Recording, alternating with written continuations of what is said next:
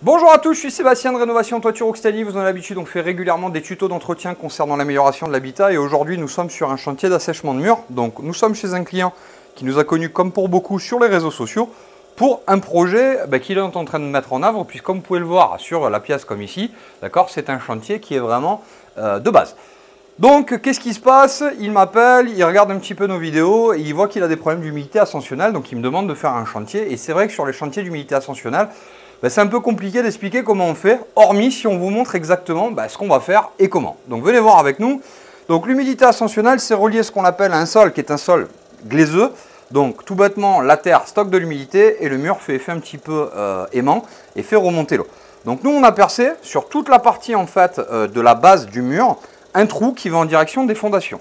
Ce trou, on va vous montrer à peu près à combien il est. Là on est sur des murs qui font à peu près donc une trentaine de centimètres. Donc le but de l'opération, ça va être de traiter en fait et de percer de façon assez profonde. Donc, je vais vous montrer. Hop, hop là. Voilà la cavité du trou. Donc on est sur un trou qui doit faire à peu près entre 30 et 40 cm. Là on a mis une canne. Alors, la canne à quoi elle va servir? On va juste l'enlever gentiment.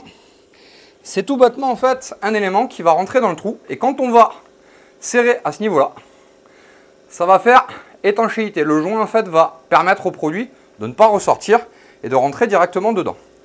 On est sur un mur qui est bien humide, donc, et en plus en terre crue. Donc la terre crue, elle a une particularité, c'est qu'elle boit beaucoup. Donc nous, ce qu'on va faire, c'est qu'on va mettre en pression, comme vous pouvez le voir, et on va laisser donc le mur faire. Donc, hop, le joint n'a pas fait complètement étanchéité, on va le faire juste à côté, ça sera plus simple. On va la ressortir. Et donc là, on va vraiment faire boire le mur le plus possible jusqu'à temps qu'il rechasse. Donc depuis tout à l'heure, on injecte. Donc vous voyez, là le mur commence à se remplir.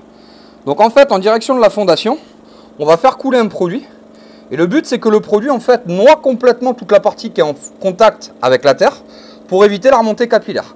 Donc nous, ce qu'on veut, c'est vraiment qu'il y ait un taux d'humidité au niveau du pied de mur qui soit assez fulgurant. Donc là, on voit, hop, on arrête, ça ne sert plus à rien.